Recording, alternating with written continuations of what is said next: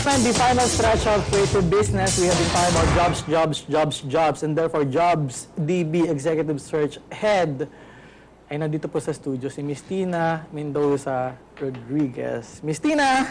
Yes. Napaka-interesting ito, and I would understand kung kukulangan yung oras natin. So we have last 15 minutes to talk about this. Okay. I think my question would have something to do with the industry, the dynamics of it. How do you move from one place to another? I mean, the things that you probably, in your own experience, you can share to people. But before that, I would like to ask, why JobsDB? I mean, I could have gone to any other sites. Why JobsDB? I mean, because like what I mentioned you're the earlier, only player in this particular industry. No, we're not. No, you're we're not. Right. Why would I go to you? Because why? Because what Between you and me lang, ha? Okay. No, I mean to our company. You mean our companies? Why? Because of how easy it is and the number of jobs that we have, that we have easy access to, or that we make our job seekers, you know, have an easier time of really looking for the job they want. And you have mastered this industry in the last couple of years, right? We try I mean, to. You try to, Yeah. and you keep on trying because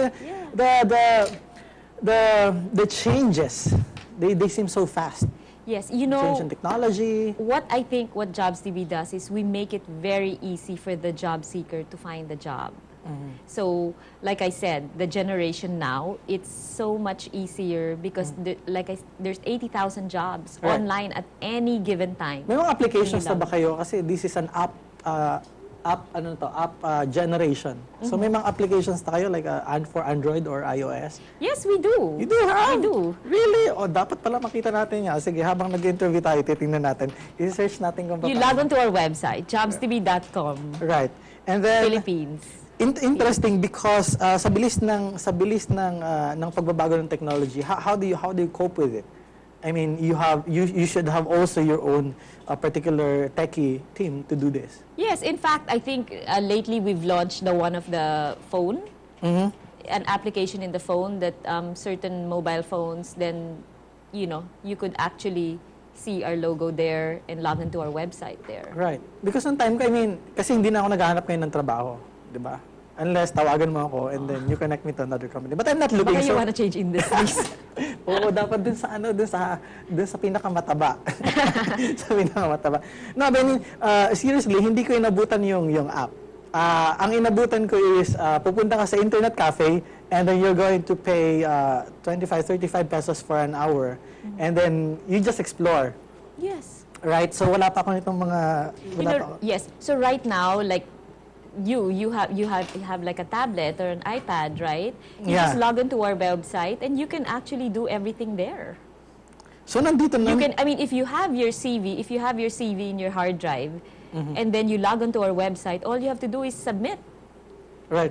Subscribe to it and then submit your CV. Right. Although this does not guarantee na magkakaroon ka, this is still the best option na meron ka. I mean, at yes, least... because it not only limits you to one company, you can apply to as many companies that you feel you're fit and that you feel that you would be interested in. I think yun yung problema, no? Hindi mo alam kung saan ka, hindi mo alam kung saan ka fit.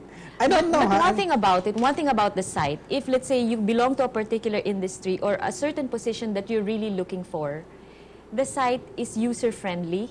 So if let's say you're an HR manager, all you have to do is look at the HR manager positions of all companies. Right. And then it's just a click away, and then all the positions of the HR managers will come out, all the companies that are looking for HR managers. Right.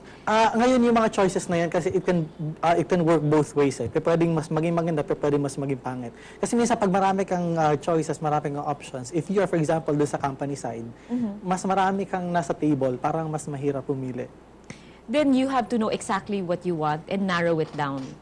But what the beauty about it, the website, is that you can apply to as many jobs that you feel that you're qualified for. I mean, you don't apply into a job posting where you feel that you're not going to make it. Exactly. So, or you're not going to be happy there. So, the beauty about it is that you can keep submitting your CV to certain job postings that you feel you're qualified for. And you save a lot. I mean... yes, and it's unlimited. Right. No? Right. Wow. So hindi ka na mamamasahe papunta sa company. No, Kahit hindi ka nasa province, nagagastos. kahit nasa province ka, pwede ka pa rin mag-apply, Yeah, etc. anywhere Right. where you have a computer, then you can apply. Let's talk about the higher upper management, middle management to upper management. Probably my question would be, how do I go to the second level if I'm already in a managerial post? What do I need to do? Do I take a master's degree, a PhD, an Something MBA? that will enhance your CV. Yes, a lot of people, if they want to move up, one is that they work hard and they perform well in whatever company they're employed at. Two, they enhance their skills by enrolling in certificate courses, and they don't stop learning. Right. So it So really common sa kanila yun, ano? I mean, huwag kayong magtaka kung bakit siya vice president kasi chances are, sinabi nyo nga, nag-produce siya, nag-perform, and number two, kumuha siya ng mga or a program. lot of let's say those people who especially want to be in the executive level, most likely they have their MBAs, Right. whether they take it abroad or whether they take it here in the Philippines. Or whether they take it online. I mean, Yeah, or diba? whether now they take it online. But I feel that even if you're not in executive level, you still have to have that hunger for learning for more, and it really helps a lot if you take even certificate courses. Right, right. Well, I heard somebody saying that it's not what you know, it's who knows you. That helps How sometimes. what do you I think know of what it? you're saying. That's saying that it's sometimes it's what matters. It's who you know. Yeah, I mean, the connection It should- helps. right, Yes. it I mean, I'm not gonna lie to you and say no. It's really all your skills and all that. One, you have to have the skills. You have to be qualified. And two, it helps a lot if you know people. So meron kang, let's talk about yung psych and yung parang, yung steam ng mga tao na they didn't get the job because somebody else is well connected, that person got That it. happens. That happens. Yeah, but all things being equal, let's say if you have two candidates that are both very good, qualified, they can do the job. There are certain things that you weigh, like who do you think is more hardworking, or who do you think really loves the job? Right. Or more but at the connected. same time, it also helps, like who do you know? Right, right. And that's very common here in our country. Right. So, who you know. I mean, isa siya sa common na mayroon sa politics, I mean, sa government at saka sa mga companies, private sectors. Tama ba yun? I mean, I'm sorry, what's your yung appointment. I mean, even if you're not so skilled, if I know you, I can probably put you in the job. Does I'm that not saying that doesn't happen. I'm sure in some companies it happens. Like, please get a job for this person. Why? Because this is the son of whoever. That's reality. It happens, you know. Now, if that person is good, then why not? But if that person doesn't perform, then eventually the one that will suffer is the employer, Right, the one who right. put them there. Right, right. Exactly. So at the end of the day, parang At the end of the day, it's your skills, what you know, and Exactly. and your determination to succeed. kasi kumbaga parang iba kung alam ko na ako dapat yun, pero I mean the feeling, the hard feeling. It is is. It's there. awful. Like, there are some job seekers who feel, but I'm better than this person. Exactly. You know, I'm better, but you can't really question the one hiring. And then you tell them, you better be connected. Yeah. So go out there and be connected. Join the club, join the group, Then join the maybe, you know, organization. if that's the case, if that's the case, then there's always maybe something better. Maybe Exactly. something better for that person. Exactly. And then corporate politics, what do you think of it? I don't like it. Corporate I think in most companies, there will always be corporate politics. Right, right. Masyadong, I mean, kahit saan ka magpuntang organization, I'm sure meron. Does it affect job seeker? Kumbaga parang, kasi hindi ko naman malalaman kung very political yung environment ko sa loob. So, Yeah, are you you some never sort of know. telling them? Well, your clients? you know, when you apply in a company, like I said, you do research in a company and all like that. But it also depends on the attitude of the job seeker. You know, if you can make pakisama or if you feel that you can hack it, because every company is different. Right. Every environment is different. So I guess it really depends on the job seeker. How competitive is the compensation benefit, comp ben? How competitive it is against the comp ben abroad, outside the Philippines? You can't compare. You can't compare. In the same manner locally, you can't compare the compensation benefits of someone who's working in the BPO industry and someone who has a regular daytime job. So it's like apples to oranges. Right, So right. you can't. But I mean, why would most people probably would choose to work abroad?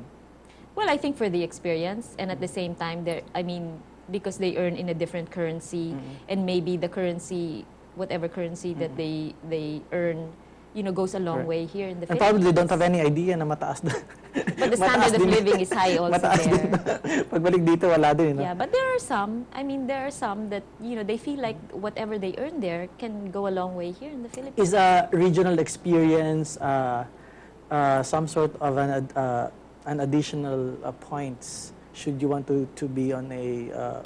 Regional experience is good, especially if you feel like you will stick to a multinational company, then having regional experience will really matter. Right, right. Depends on what company. Kasi yung cultural tama, no? I mean, depends kung multinational, of course. Yeah, kailangan I mean, maintindihan. if your career path is that you always want to be connected to a multinational, then regional experience is very good. Right, right. Interesting. Cost of education, these people are willing to, I mean, as far as your experience is concerned, these people, are they willing to finance their own education so they If can... they're employees if already? they're employees already? There are some companies that do that. There are some companies that do that to enhance the skills of their employees. I think they award it to those employees that they feel that have a great potential to exceed and to excel in what they're doing. So companies, I don't think, have problems sponsoring further Yeah, they don't have... education. I don't think they have. Anyway, it's banned. Yeah. Well, yeah, they normally have a bond. Yeah, they do. I don't have any problem enrolling you to Ateneo AIM Lasal. Anyway, you will be here in the next 5 years. Yeah, usually they paying. have a bond. Yeah, they have. Not only sa multinational, I think dito sa even sa local. Kahit na hindi ganun kalaki ang companies, I've heard na meron. I think it's sort of a practice now. Especially kapag ISO, parang may ISO certification na sila. The company normally sponsors that. Right, right. So, what's the concrete things to do if you want to take that level that you always wanted to take? For the job seeker, For the what job to do, seekers. number one, my tips for them is that, number one, know what you want to be. That's number one. Yeah. So, kailangan alam mo. You have to know what you want. Right. You have to know what you want, and once you figure out what you want in your career, then work hard for it. Don't be afraid to start from scratch and work your way up. Don't try to do a shortcut and jump to the higher level right away, because I think that people always should be open to learning. They are always excited. Yes, and experience really matters. In whatever industry that you're in, experience really matters. And try to stay longer in company. Don't be a job hopper. Right. Don't be a job hopper. Wow. This is an interesting discussion, no? And then doon sa industry naman ninyo, this is also a competitive industry. I mean, Yes, IT, it di ba? is. It is. Hindi lang kayo nag-headhunt. Yes. Can anybody just headhunt? One, I think you have to want it. You have to want it. What I'm saying is not everybody wants to be a headhunter, right? I mean, if it's not your forte, if it's not your field, then why would you be one? But I think for those people in HR, for those people who have the passion for, helping people and being part of their career growth, then why not? It's fulfilling. May namit ka naman tao tumaas ang kilay dahil mascom ka, tapos HR sila, pero ikaw ang nandyan? Yes, they get surprised. Wow, interesting. Yeah, How do you from respond? Ngiti-ngiti lang. Well, you know what? It's very common naman that, let's say, whatever, sometimes, di ba? I mean, not necessarily that the course you take when you're in college, is not the course, is not the career that you pursue. Right. So, but it really depends. What's that one thing na will make you quit your job? Would make me quit my job? Yes. Don't worry, they are not firing you yet. I mean, what's one No, thing? not yet. Not yet. No, but I love what I do. you know, I love, the beauty about it is find the job that you love doing, because then it doesn't become work. Oh, that's Yeah. why you still look young. Oh, di ba? I Maybe am you young. are. Really? Let's not talk how old. On TV. So, do you have any other future plans for the company so that your competitor can hear about it? Why would I want that? I mean, job fair, announcement you would We like will to be make. having job fairs. I Yeah, mean, please. we have JobsDB has job fairs planned. We have certain activities planned, and the whole year. Alright, so So we'll be you around should just yan. wait and see. Exactly. Yeah. Madalas naman kayo mag-email blast kasi if tingin ko Yeah. nakaka-receive Log ako. on to our website, jobsdb.com, and you will find all our events there along with all the other jobs. All right, Miss Tina Mendoza Rodriguez, thank you so much. Thank you for your having time. me. Thank you so much. Pleasure. Another edition of Greater Business. I will see you again next week. Bye, everyone.